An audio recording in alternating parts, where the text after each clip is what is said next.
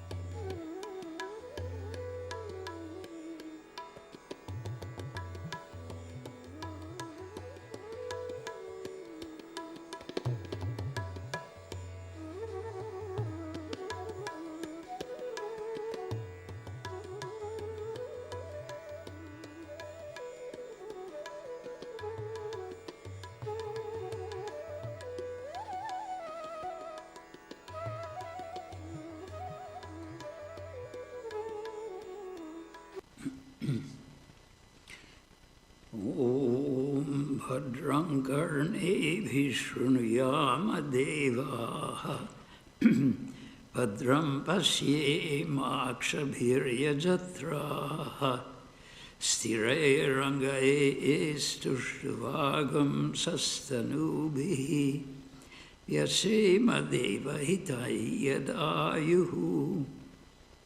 May we hear with our ears what is auspicious. May we see with our eyes what is auspicious.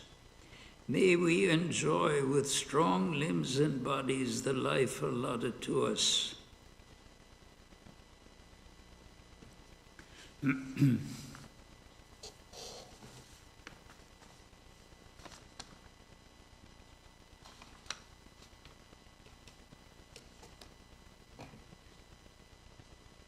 The subject this morning is Swami Vivekananda on Karma Yoga. According to some authorities, who have expressed opinion on this. Many people have considered that Swami Vivekananda's contribution to Vedanta, major contribution, could be said to be the philosophy of karma yoga.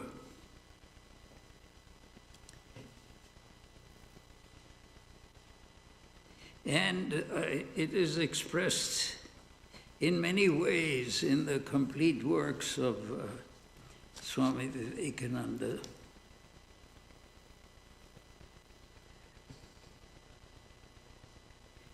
And a number of these things, I will simply read his quotations, quotations from his lectures, because in many respects that was a definitive way, the way he expressed it was a definitive way of describing these ideas. Because karma yoga is generally, the whole idea of karma is that it is something which disturbs our concentration or interferes or complicates our concentration upon God. To pray to God is a generally worldwide accepted idea in all of the major religions. To concentrate on the spiritual ideal, on the spiritual goal, is the aim of all religions. And however way they define the spiritual goal, it is something that underpins, that supports this world, that this world is something we experience, is something we have to deal with, and many obligations arise in relation to that. And in order to understand what our responsibilities are, how we're supposed to live here, the whole idea of religion has been the support of those concepts. But the problem has always been to connect that with the life that we normally live. What we see as we look around us, as we deal with the normal problems that we are called upon to handle in this world, we see many different aspects, but we do not, the one thing we really do not very much see, that is, perhaps we sense it as the background, but it certainly is not the obvious problem that we are facing, the obvious solution that we are trying to arrive at. So the question is, what is? It's easy to find our problems in this world, why we're getting what we want and why we're not getting what we want. All these ideas, so much has been said and so much has been written.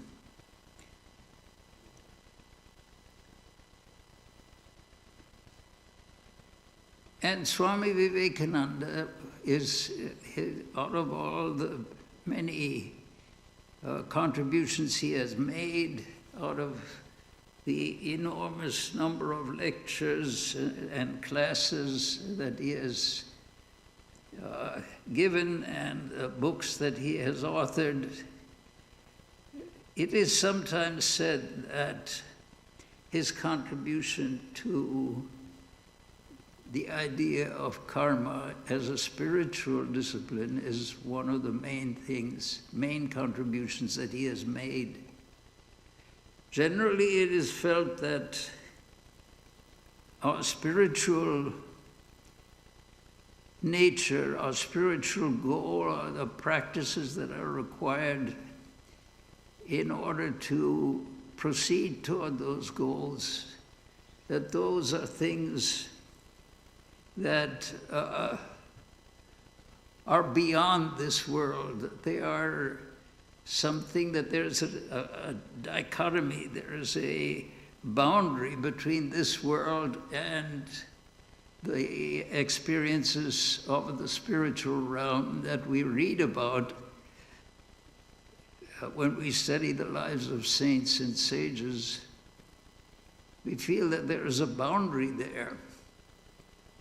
And in a way, that is why there is a separate class of people called monks and nuns that have ostensibly given up this world in order to concentrate on the spiritual aspect of their existence, that they're trying to promote, they're trying to emphasize and to experience the spiritual rather than the being totally absorbed in the what is called the worldly or the ordinary life.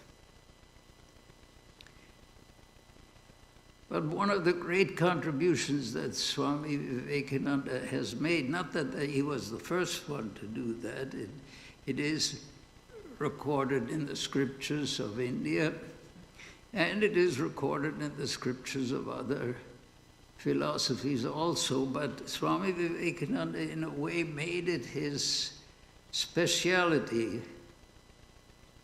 to address the needs of humanity as related to this plane of existence. Otherwise, the tendencies always go beyond this, go into the spiritual realm. You divide your life into two compartments. There's what you do normally, what you do every day, how you gain your maintenance, your sustenance in this world, how you raise your families and fulfill your obligations to your elders, and all of these things are considered one realm, and spirituality is supposed to be perhaps an underpinning of all of this, but basically in its own realm. So those who devote themselves or who aspire to devote themselves principally to spiritual search and spiritual experience, they are set aside in a different category. They're called monks or nuns. And that means that they're, in a sense, put off to one side. Okay, they're there, let them be happy and all that. But they are not, they have given up this world, and that's the way it's described, you know. It's called renunciation. It's called giving up the world. But actually, if we follow the spirit of Swami Vivekananda's teachings, this is not something, I mean, it can be reserved for people who devote themselves especially to that is to say to monks and nuns, but that's not the ideal. The ideal is that it is meant for everyone, all the time, everywhere, without exception. Because every experience of humanity, every experience of life is an experience of God. That is one of the basic statements of the ancient religion of Hinduism. Sarvam khalu idam brahma. Sarvam means all, khalu indeed, idam this is, the verb is frequently omitted in the actual expression, is Brahman, is that which is the spiritual goal, however you define it. everything indeed is Brahman. Everything, every aspect of life, every aspect of our experience, every thought that we have, every desire, every intention, every plan, every memory, everything is included in that. When the statement is made, Sarvam Khalu Idam Brahma, Sarvam is all. It isn't all with maybe some exceptions here and there. It is, everything is divine. Everything is Brahman. That is to say, Brahman is that which is infinite, which means it has never been created, and because it has never been created, it can never be uncreated, it can never be destroyed. It is that which forms the basis of every experience. And that too is the basic idea of science. Science, the fundamental sciences have their goal as their goal to understand what is, not what appears to be, not what seems to be, but what is. What is actually the reality here? So this idea has arisen that God is there, God is at the source, God is the infinite, the eternal, that which was never created, which can never be destroyed, which is at the heart of everything. So there are so many ways of defining God. But the basic principle is that everything, all the things that they don't say everything except what we experience in our daily lives, everything except our interpersonal relations with our families, our friends, and so forth. It doesn't say that. The statement that is made, that has been stood the test of thousands of years, is Sarvam Khalu Idam Brahma. Sarvam, all of this. Indeed, they put Khalu as a further emphasis. Sarvam Khalu Idam, all of this is Brahman. What is Brahman? Satchidananda is one way that it has been defined. It is Sat, it is that which exists. It is existence itself. That is a very central idea. Existence is not something that appears, and then when we pass away, it disappears for us, or every night it disappears for us. Certain aspects of this existence come and go, but that which exists, that which is at the heart of all of our experiences, does not go, and it has never come. Because it has never been created, it can never be destroyed. It is the background of everything. And of course, we understand that in so many different ways. We have made, science itself, which now rules the general experience of mankind all over the world, science's goal is to find just that. What is the reality here? What is the essence of everything here? So they come up with all sorts of strange things. These things that we see look like they're solid, but actually they're not. They're mostly space. And that space is filled with things, different types of things, protons, neutrons, electrons, quarks, and the vibrating strings, and God knows what. But the whole point is that what we perceive is not, in essence, fully perceived by us. A certain aspect is perceived. The form is perceived, the appearance is perceived, certain qualities are perceived, But what everything that we perceive or say that we perceive, what the reality is, the statement is made, that reality is divine, is divinity, is God itself. The statement is further made, neha nana stikinchana. Na iha. Iha means here, na is not. Nana is multiplicity, variety. Asti is kinchana in any sense. The multiplicity here does not exist in any sense. That's a very strange thing to say. I mean, we perceive everything as being different from everything else. We perceive ourselves as different from everything else. But the Upanishads say, neha nana asti kinchana, there is no nana, there is no multiplicity. In na kinchana, not in any sense.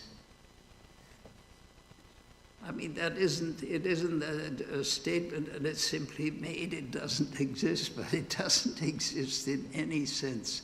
So what is it that we experience? Sarvam khalu idam brahma. All of this, sarvam khalu, indeed, is Brahman. So what we're actually perceiving is Brahman, is what? So what is Brahman? Brahman is defined in different ways. Satchidananda, it is Sat, that which exists. It is the essence of existence itself. Chit, it is that which is conscious. It is consciousness itself. Ananda, it is joy. It is bliss itself. So at the heart of all multiplicity, at the heart of everything that is perceived, it is, as far as science is concerned, it's atoms and it's electrons, protons, neutrons, it's quarks and all sorts of particles that appear and disappear very quickly. Or at the basis of that is vibrating strings or whatever, all those things are made, and there's nothing wrong with that. That is what has been discovered, that which is what has been used and proved in so many different ways. And also the limits of these proofs have been ascertained, and how to expand the limits, that is the essence of science. But what is at the heart of all of that multiplicity? Sadeva somya idam agra asit, from the Upanishads. Sat alone, all of this is, Sat is existence alone, is the idea there is a reality which is the essence of all. We say it exists, this is there, this is there. We can point to it, we say it is there. It exists. That itself we simply gloss over, but the Upanishads point out that that is the actual indication that at the heart of multiplicity, at the heart of everything that is, there is a reality which it describes as Satchit Ananda. It is existence, in other words, it exists. There is something at the heart of all experience, which exists. And then there is at the heart of everything that feels and perceives, there is Chit, there is consciousness. And at the heart of that which is and which is conscious, there is Ananda, bliss. These are things that are not created. We say, okay, electrons, protons, neutrons, then you go further and you look at quarks, and finally you come to an idea that vibrating strings are the ultimate reality. we just push the definition further and further back. But in our spiritual tradition, it has been put back as far as you can by being called Satchidananda. Everything that is, it is consciousness itself, it is existence itself, it is joy itself. In other words, it is at the heart of everything that we want. What do we want in this life? We want to exist. We want to be. We want to experience. And our experience should be full of bliss, full of life. So at the heart of everything, the sages, the ancient sages, have found that which they called Satchidananda, and that reality, when embodied in a conscious way, is called God, the infinite, the eternal. Sadeva somya idam agra asit. Existence alone, Sat, exists in this world. Oh, dear one, Somya. Oh, dear one, it is existence alone that is at the heart of every experience.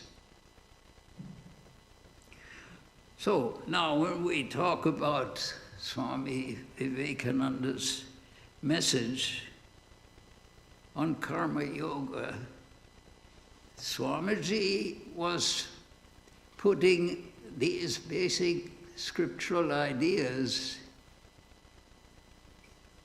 as a mirror to reflect our present experience. If we look at this world the way it is, the way we experience it, and we look at it intensely trying to find its source, its essence, its constitution, trying to understand what this is that we're experiencing, at the deepest level, we find it is the basic quality. Like if you look at the basic quality of all of our experience, if you do it in a scientific way, you'll say, well, everything that we've experienced is made up of molecules. All the molecules are made up of atoms. All the atoms are made up of protons and neutrons in a nucleus, and electrons in a surrounding that. So we've gone to, physically, we've gone a tremendous distance. Of course, they say this isn't all. Protons, electrons, neutrons have particles that are the source of that, the essence of that. And they talk about quarks and all sorts of strange things. And those things finally are reduced to the ultimate of the ultimate, is found to be a possible set of vibrating springs. Now, what that all means when you come to it is very difficult to ascertain, because you've gone so far from experience. You've gone deep into the realm of possibilities. But it's not, it's definitely perceived. There are experiments that are carried out in particle accelerators, especially there's an organization in Geneva called CERN, the European Research Agency, where huge accelerators are there. And by the way, the first accelerator of all was invented at the University of California in Berkeley by I think his name was Ernest Lawrence was his last name. And so in one respect, we have proceeded a great deal. We've gone quite far in understanding what the essence of our experience is in a physical sense. But we tend to ignore the fact that over the millennia, spiritual giants, spiritual people of spiritual experience have gone to the limit of analyzing the spiritual experience, and they have found at the heart of all experience is that divine reality. And what do they mean by divine reality? It is a consciousness that was never created, and because it has never been created, it can never be destroyed. It is at the heart of all of our experience, is consciousness, Sat, Chit, intelligence, Ananda, bliss. We may not think that bliss is at the heart of everything, because the bliss may be actually negative, have a negative influence on our physical and mental being.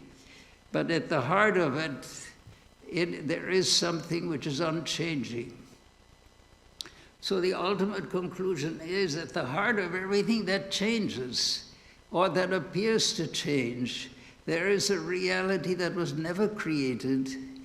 And because it was never created and is immutable, is unchangeable, it can never be destroyed. And that is called Satchidananda, and its characteristics are, it exists, it is conscious or consciousness itself, and more important, it is joy, it is bliss.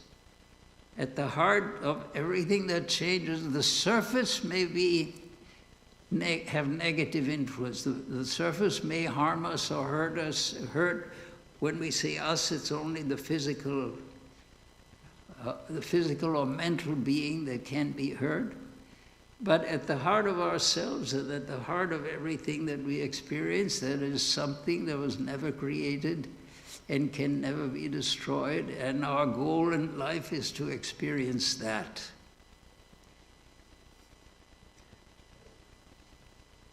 And that is the message that the Upanishads bring. That is the message that all spiritual traditions bring. Each tradition phrases it in its own way. But that is the essence. At the heart of every experience, there is a reality that was never created and can never be destroyed. And when we identify ourselves, the goal of life is to perceive that. And those great souls who we record in history, who have been the teachers of humanity, they have experienced that. They've experienced the essence. And since the subject today is Swami Vivekananda's message, the idea is that that is what Swamiji was trying to explain, trying to publicize, trying to show to the world. On the room, in Sri Ramakrishna's room at Dakshineshwar, where Swami Vivekananda and the direct disciples used to come for absorbing the great magic, the great inspiration of Sri Ramakrishna's life and experience and teachings. On that wall, Sri Ramakrishna had drawn a picture. I think it's still on that wall. I think it's still there. I think it's been preserved. It showed sort of a stick figure. Sri Ramakrishna was drawing just an outline of a person. And he had written, Noren Shikha Debe. It's Bengali language, I don't know Bengali, but basically it means Naren, that means Sri Ramakrishna. Narendranath Datta was his official name. Shikha means instruction, Debe will give. Naren will teach mankind. And Swami Vivekananda in those days, Narendranath Datta, he saw that and he said, no, I will not do that. I will not teach mankind. I have nothing to do with that. And Sri Ramakrishna said to him, "Your very bones will make you do it." And that is actually what happened. That is actually what happened. Not only that, it happened at a place in the south of India called Kanyakumari. It's the very tip of India. Swami Vivekananda had understood that Sri Ramakrishna wanted him to teach mankind, wanted him to be a source of help and to lift the understanding, the knowledge, the experience of humanity. But he had no idea what he was supposed to do to accomplish that. And it was at the southernmost tip. He went through India as a wandering monk, in following the tradition of monastic tradition. And when he came to the southern tip of India, Kanyakumari, I don't know how many have been there. I've been there, I've seen it. It's an extremely stormy place. It's where three oceans meet. Of course, you can say, what does it mean for an ocean to meet another ocean? The point is, the Bay of Bengal and the Indian Ocean and the Pacific Ocean, or those three, there's no boundary where one ends and the other one begins. But those three generally large bodies of water are concentrated at that point, at the very tip of India. It's an enormously stormy place. And one can go to a temple, the temple of Kanyakumari, the Divine Mother worshipped at that point, is on a rock, just a few hundred yards from shore. You can go there with a boat, but everything, if you tend to get sick, of course, even for a few minutes, you will tend to feel terrible. But anyway, at that point, Swamiji actually swam through that water, and he reached that temple, and he sat in meditation. And at that point, many things became clear to him.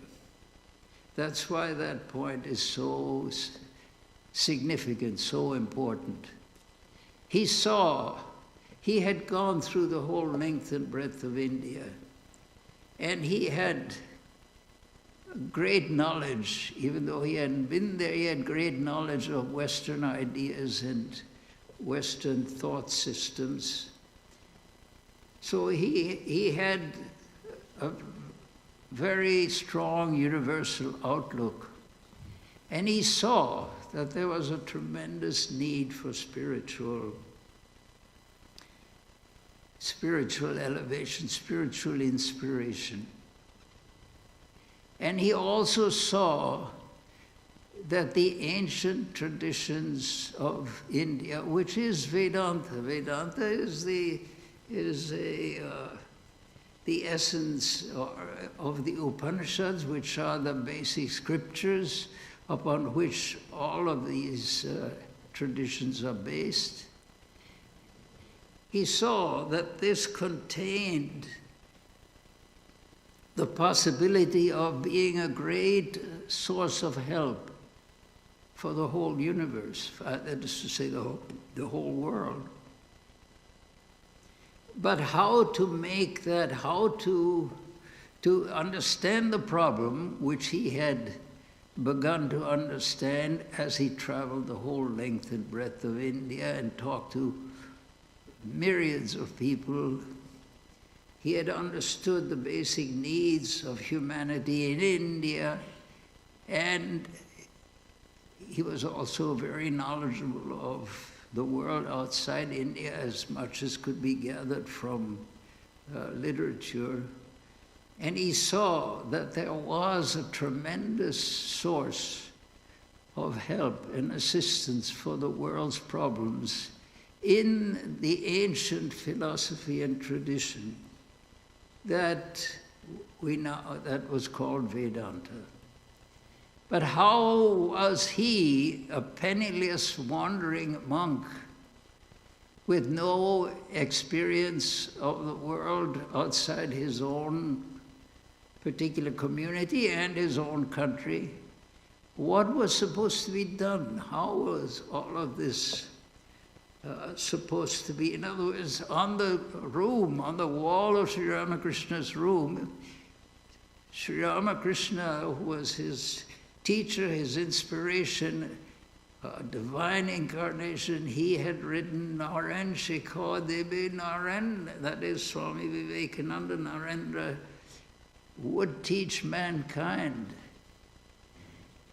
And how was he supposed to do that? Those details were never mentioned. Those details Swami Vivekananda found as he traveled the whole length and breadth of India. As he talked with princes and he talked with ordinary people in the streets. So what is it that he was supposed to do? How was he supposed to accomplish this? Naren will teach mankind, wonderful, but what is he going to teach? And how is he going to be able to reach the people he is supposed to teach? All of that was still unclear to him. And at Kanyakumari, he began to see that that this was not only Sri Ramakrishna's urging, but this was also something that welled up from inside him. And at Kanyakumari, he began to see the possibility of what he could do. One thing he saw was that it was necessary to create an order of monks and of nuns also. At that point, only the monks were involved. But he saw that there would be an order of nuns as well. In other words, a monastic community was needed of people who were not tied to specific obligations, who are not tied down to the need for providing support for different, for families and so forth, who are, in a sense, free of many obligations. It was necessary for such a community to develop. And he saw that his brother disciples, Sri Ramakrishna's disciples, could be the nucleus, the center upon which such an organization could be built, and that the tradition had used to be that monks simply went off into the, wandering from place to place, and wherever their body dropped, there the body would be left. And there was no question of past, present, or future. It was from the finite to the infinite, and that was all. The idea is that those who had reached the infinite, the idea of them looking back at the finite and raising the finite toward a higher level, that was a new idea. It had been done individually. Great teachers like Shankaracharya had arisen. Individually, they had felt that necessity of going out and teaching, but that it was to be carried out as an order of monks and nuns by implication also. That sort of thing started those ideas came to Swami Vivekananda really strongly, boldly. He may have had them before, but the emphasis is at Kanyakumari, sitting at the foot of India in Divine Mother's temple, these ideas were generated. So our presence here is directly due to that. Swami Vivekananda came to San Francisco, and established this Vedanta society.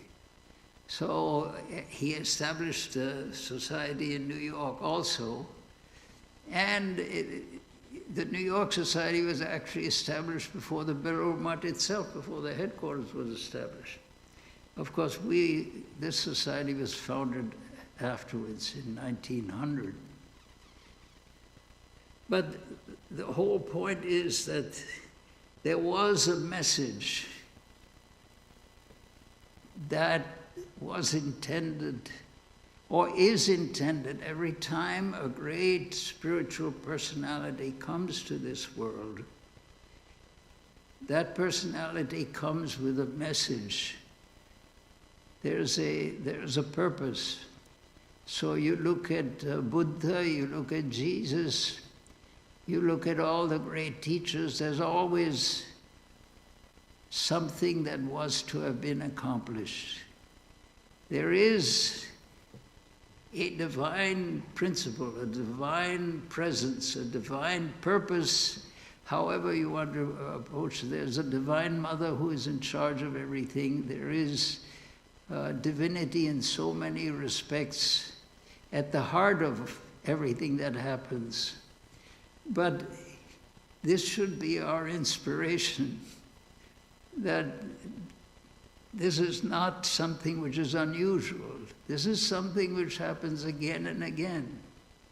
Whenever virtue declines, yada yada hi dharmasya glanir bhavati bharata, whenever dharma declines, abhyuttanam adharmasya, and adharma, evil, or only have to say evil, that which is not part of, which is not aimed at the eternal, whenever that arises, then the divine incarnates itself. I mean, that principle of goodness, that principle of purity, that principle of perfection manifests itself in a human form, and for the paritranaya sadhunam, for the benefit of those who are good, vinashaya chadushkritam, for the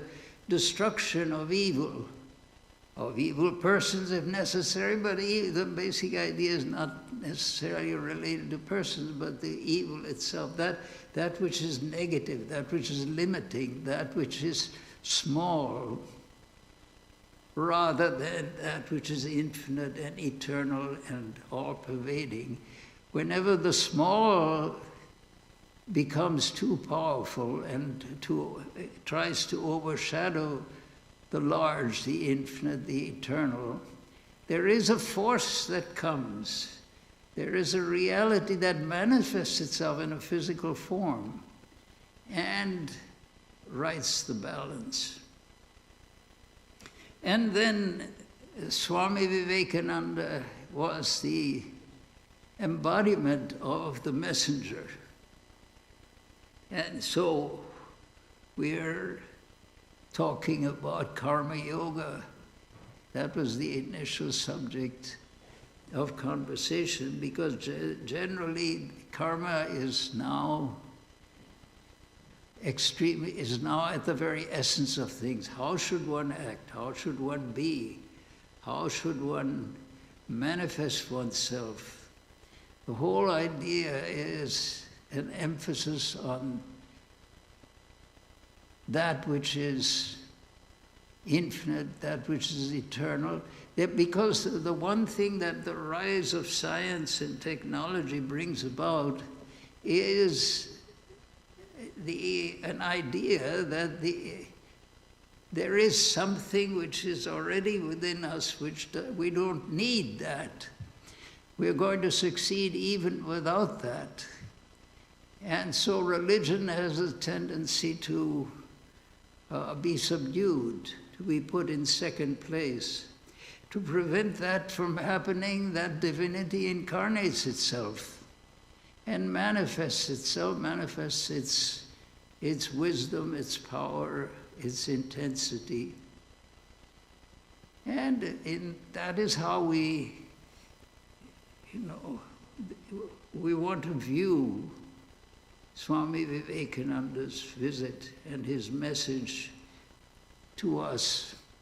And he came here to San Francisco, delivered this message himself, and founded this very Vedanta society. So we're in that tradition, and it's in order to give to place ourselves, to place our tradition, our locality in the scheme in the worldwide scheme, in the infinite scheme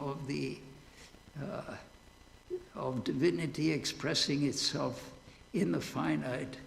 That is what we wanted to emphasize this morning. Thank you.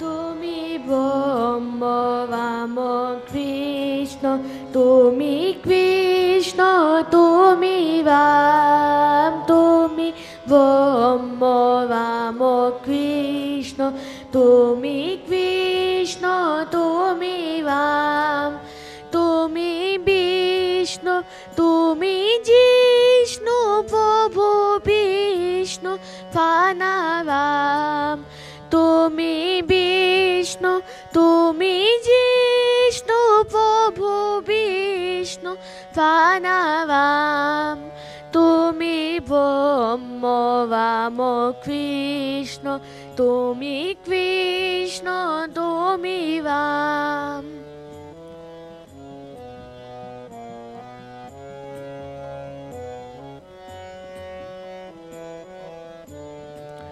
তুমি আধেয় আধার, তুমি ব্রহ্ম নিরাকার, তুমি আধেয় আধার, তুমি ব্রহ্ম নিরাকার, তুমি নর রূপধর বিজিত কনক কাম, তুমি নব রূপধর বিজিত কনক কাম, তুমি ব্রহ্ম রাম কৃষ্ণ, তুমি কৃষ্ণ, তুমি রাম।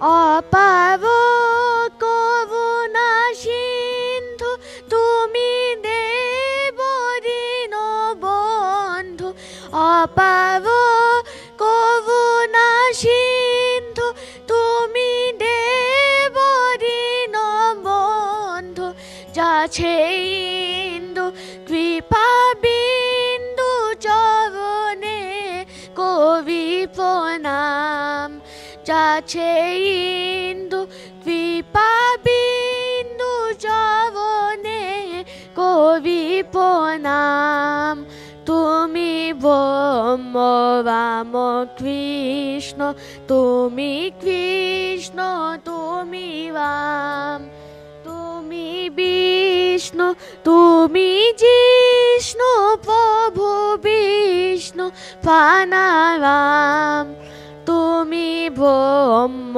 রাম কৃষ্ণ, তুমি কৃষ্ণ, তুমি রাম, তুমি ব্রহ্ম রাম কৃষ্ণ, তুমি কৃষ্ণ, তুমি রাম, তুমি ব্রহ্ম vamos Krishna, তুমি কৃষ্ণ তুমি Ram.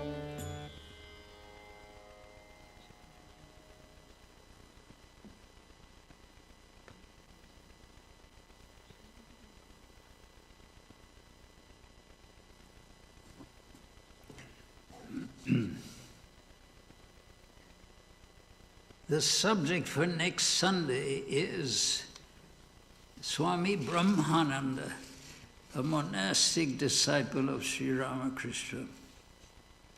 Childcare is provided during our Sunday lectures. There will be no Sunday evening online class until Sunday, March 9th. On Wednesday evenings, we have Vespers with meditation at 7:30 p.m. in this auditorium. There will be no Friday evening class until March 7th. This year, beginning in April, we will be celebrating our 125th anniversary with several special programs and special guests. If you are interested in attending these programs, please take a flyer that has the title Save the Dates, which is available in the foyer and in the lobby. You and your friends are cordially invited to attend all of our services. After the lecture, there will be a question and answer session in Vivekananda Hall, and all are welcome.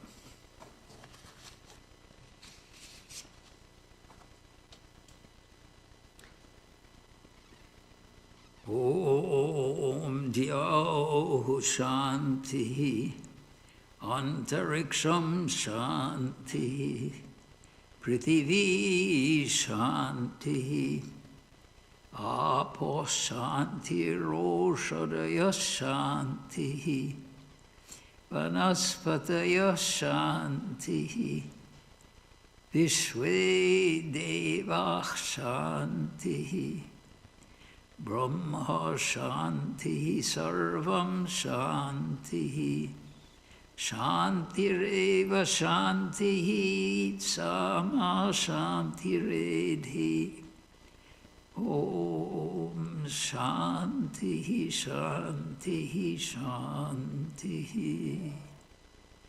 Om, peace is in heaven, peace is in the sky, on the earth and in the waters. The herbs, the plants, and the trees are full of peace. The gods are peaceful. Everything in the universe is pervaded by peace.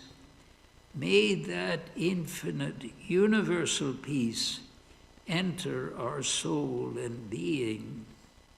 Om, peace, peace, peace be unto us all.